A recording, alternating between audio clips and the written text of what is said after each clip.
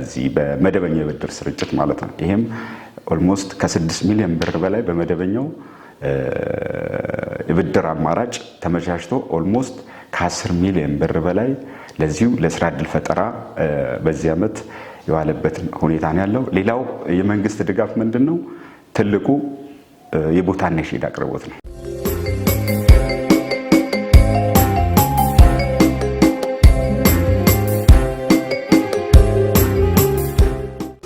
በራሳችን ካፒታል ነው የተነሳነው። ያው መንግስት ያመቻቸልን ቦታ አመቻችቶልናል። ያው ይሄንን የምታየው ግቢና ያው በታች በኩልም ያለ ግቢ ተሰጥቶኛል። ያ ነው የተመቻቸልን እንትን ይሄ ነው። መነሻ ካፒታላችን 550 ሺህ ነው። ከዛ አሁን የደረስንበት 1.5 ሚሊዮን ብር ካፒታል ደርሰናል ማለት ነው። በቀጣይ እንግዲህ ብድር እንጠይቃለን ብለን አስበናል። ያው ስራውን ሰፋ አድርገን ለመስራት እቅድ ይዘናል።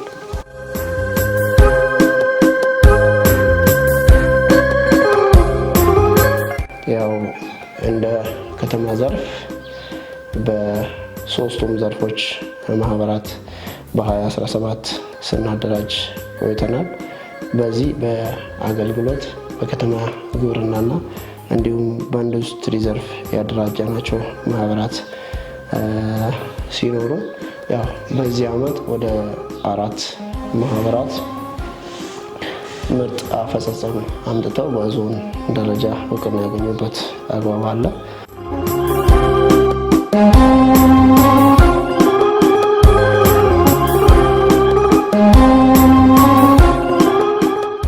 በዘንድሮ ዓመት በ2017 በተቋም ደረጃ ሰፊ የሆኑ ስራዎች ተሰርተዋልና በስፋት የሚሰራው ስራ ስምሪት ጋር በተገናኘ ነውና ያው ስራ ስምሪት ሲሰጥ አንዱ በማህበር ነው። ማህበራት ይደራጃሉ።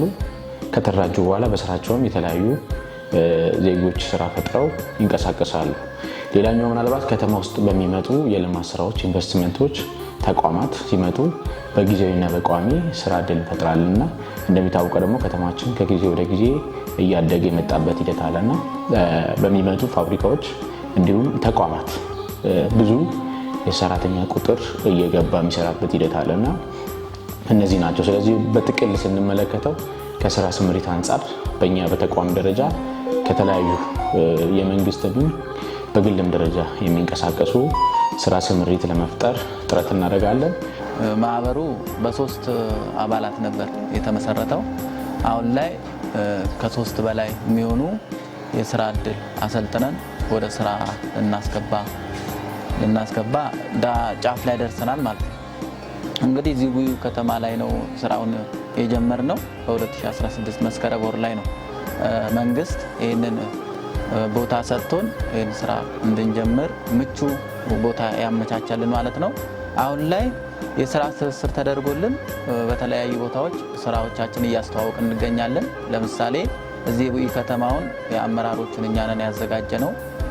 የከተማውንም የወረዳውንም የደቡብ ሶዶም ከአንዴም ሁለቴ ከዛ በተጨማሪ ደግሞ የአገናንም የዞንም የተለያዩ እንደዚህ አይነት የጉራጌ ሻርፖች ሲፈለጉ በብዛት እያዘጋጀን እያቀረብን እንገኛለን ማለት ነው። በተጨማሪ ደግሞ መንግስት እነዚህን የሚታዩትን እነዚህ መኪናዎቹን ደቡብ ካፒታል በ3 ዓመት ክፍያ በመነሻ ሊዝ እነዚህን ማሽኖች አመቻችቶልን ስራዎቻችንን ሰፋ አድርገን እየሰራን እንገኛለን ማለት ነው።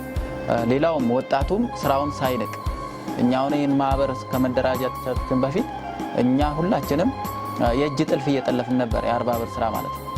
እና ከሱ ነው አሁን ወደዚህ ስራ አሳድገ ነው ስራችን። አሁን ግን ቀጣይ በ2018 የተሻለ ሰፊ ቦታ ላይ ስራ እንደምንጀምር አቅደን ተነስተናል።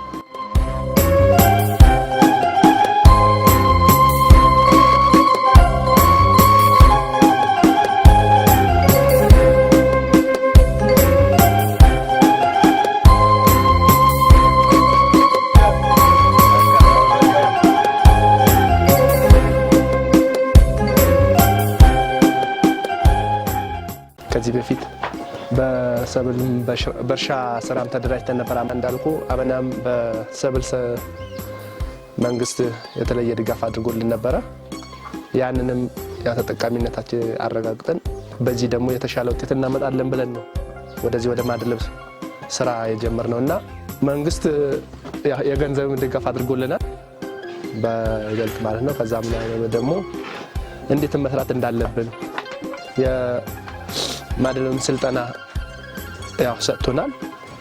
ስለዚህ በዚህ ጥሩ ውጤት እናመጣለን ብለን የምናስበው በዚህ ዓመት ከሚመለከታቸው ተቋማት በተለይ ከቡኢ ማዘጋጃ ቤት አገልግሎት ጽሕፈት ቤት ጋር በቅንጅት በመስራት ከ2.7 ሄክታር መሬት በላይ በማዘጋጀት ለእኛ አስረክበውናል። ይህንን መሬት ህጋዊ አደረጃጀት ለተሰራላቸው በተለይ በከተማ ግብርና ለተደራጁ ኢንተርፕራይዞች እየተላለፈ ያለበት ሁኔታ ነው ያለው። የተላለፈላቸው ወደ ስራም የገቡ ኢንተርፕራይዞች አሉ።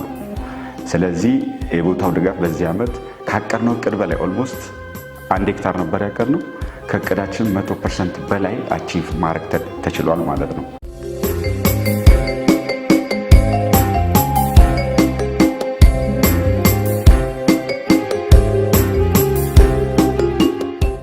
በዚህ በማህበር ለተደራጁ እንትኖች ለሚሰጣቸው ድጋፍና ክትትል አይቼ እኔ እንደዚህ በሆነ እኔም የአርሶ አደር ልጅ ነኝና ከዚህ ጋር ተያይዞ ይሄን ድጋፍ ካለ እኔ በራሴ ችዬ መውጣት ለምን አልችልም የሚል አቋም ወሰድ።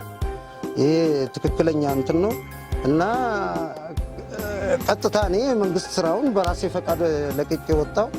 ቀጥታ ወደ አንድ ማዕከል ሄድ ቤተሰቤን አደራጅቼ በራሴ መሬት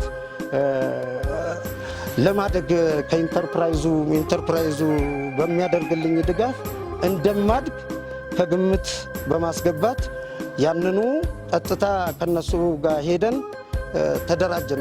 ከቤተሰቦቼ ጋር በእነሱ ድጋፍ ይኸው አሁን ዛሬ ላይ እንደገና አሁንም 2 ቋት ወፍጮ ጨመርን። 4 ቋት ወፍጮ አለ፣ 1 እህል ማበጠሪያ አለ፣ ትራንስፎርመር የግላችን ነው። አሁን መንግስት በዚህ ልክ ኢንተርፕራይዙ በዚህ ልክ እየደገፈን ከቀጠለ እርግጠኛ ነኝ ከሚቀጥለው ዓመት ጀምሮ ወደ ሌላ ፋብሪካ ለመግባት ጥረት አድርገናል። ምቹም ሁኔታ እየፈጠርን ያለን። በዚህ መልኩ ያው አብዛኛው ወጣት የወሰደውን ገንዘብ ወደ ተግባር ቀይሮ እየሰራበት ያለ አግባብ አለ። በተጨማሪም ያው ስራ አጥነት ከመቀነስ አንጻር ኢቨን ወጣቱ ራሱ ስራ ለራሱ ፈጥሮ ሲያበቃ ለሌላ ወጣት ደግሞ ስራ እድል እየፈጠረ ያለበት አግባብ ያየን ያለንበት አግባብ አለ። ከተማውም በኢንቨስትመንትም ጥቅል በዚህ ዓመት እንደ ተቋም ቢታይ 46-19 ነበረ የስራ ልየታው የእቅዱ ማለት ነው። ጠቅላላ ወደ ስራ የተሰማራው ወጣት በምናይበት ጊዜ የሚሰራው ጋር ሲደመር 49-20 አካባቢ ደርሰናል። ስለዚህ የከተማው ሰፊ ወጣቱን የሚያስጠቅም ተግባር እንዳለ የሚያሳዩ ነገሮች እንዳሉ በሰፊ የሚያሳይ ነገር አለ። በዚህ ልክኛም ያው ወጣቱን ተከታታይ የሆነ ስልጠናም ግብአትም የተለያዩ የሚያስፈልገውን ነገር እየሰጠን በሶስቱም ዘርፎች እየተደራጁ ወደ ስራ እየገቡ ሌሎችንም ወጣት ወደ ስራ እንዲገቡ እያደረጉ እንደሆነ ያየንበት አግባብ አለ።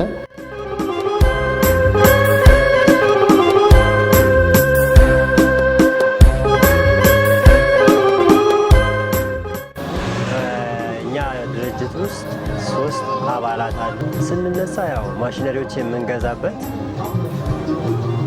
200 ሺህ ብር ነበረ። በዛ ከድርጅቱ የሚሰጠን እርዳታ አድርገን አሁን እግዚአብሔር ይመስገን ጥሩ ደረጃ ላይ ነን። በስራችን ወደ 4 ሰው ይተዳደራል ከማህበራችን ውጪ። አሁን ደግሞ እግዚአብሔር ከፈቀደ በደንብ አስፋፍተን ለመስራት እየተዘጋጀን ነው። አሁን ላይ የገበያ ትስስርም እየተፈጠረልን ነው ባለው ማህበሩ። መንግስትም እርዳታ እየተደረገልን ነው። ያ ማለት እርዳታ ማለት የገበያ ትስስር እየተደረገልን ነው። በሚቀጥለው ዓመት የተሻለ የስራ ዘርፍ አድርገን በብዙ ተለውጠን የምናሳይበት ይሆናል ብዬ አስባለሁ።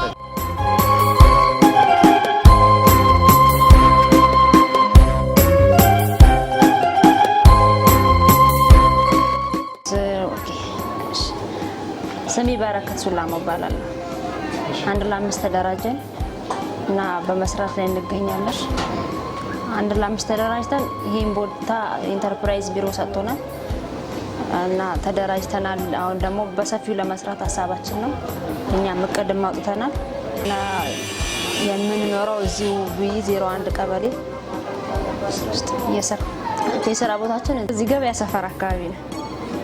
እነዚህን 6 or 5 ማህበር ያሳየንበት ሂደት ሌሎች ማህበር አሉ፣ ግን ያው ለማሳያ ያክል እየተንቀሳቀሱበት ያለው ሂደት ጥሩ ስለሆነ ነውና ምናልባት በዘንድሮ ዓመት በጣም ከሌላው ጊዜ በተሻለ መልኩ አዳዲስ ኢንተርፕራይዞች ለማፍራት ጥረት ተደርገዋልና እነዚህ ግን ለምሳሌ ያክል ያስገባናቸው ነውና አንዱ ይሄ ነው። ሌላኛው ምናልባት በእኛ ተቋም ደረጃ ሊሰራ የሚችለው ኦር ተነጋግረን ልንሰራቸው ከሌሎች መዋቅር ኦር ተቋማት ጋር መሰራ አንዱ የዚህ የክህሎት ስልጠና ነውና ይሄ ክህሎት ስልጠና ምናልባት አሁን እንደሚታወቀው ስራ እድል ሲፈጠር በሙያ ኦር በክህሎት መር ይሁን ተብሎ ስለሚታሰብ እንደኛ ምናልባት ከኮሌጅ ጋር በመናበብ ምናልባት ያጫጭር ጊዜ ስልጠናዎች ለመስጠት ጥረት ያደረግንበት ሂደቶች አሉ። መስራት ብቻ ሳይሆን ኢንተርፕራይዞች ኦልሬዲ ትስስር እየተፈጠረላቸው አሉ።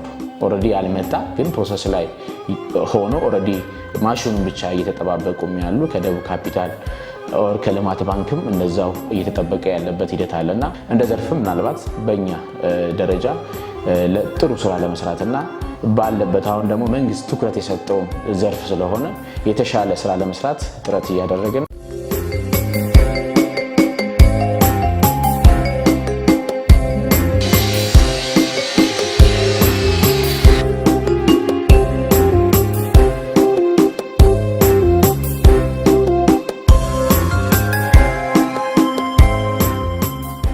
አራቷንና የተደራጀ ነው። ከተደራጀን ጥቂት ቀናት አሁን ለምሳሌ ወራቶች ናቸው፣ አመታቶች ናቸው። በእነዚህ አመታቶች ደግሞ ብዙዎችን የስራ እድል እየፈጠርን ነው። ብዙዎች ስራ አጦች እየገቡ ነው እና እነሱን ደግሞ ብቁ አድርገን እየሸኘን ነው። ለሌላውም ለከተማውንም ወጣቶች የስራ እድል በር ተከፍቷል።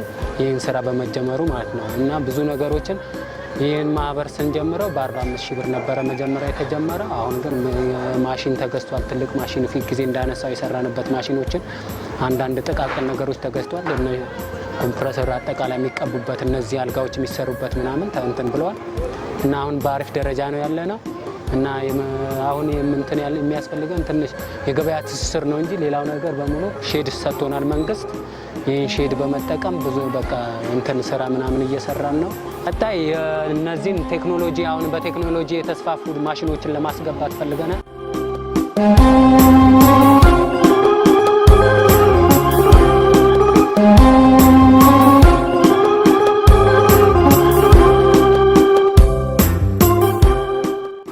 ሌላኛው ድጋፍ የሼድ ድጋፍ ነው።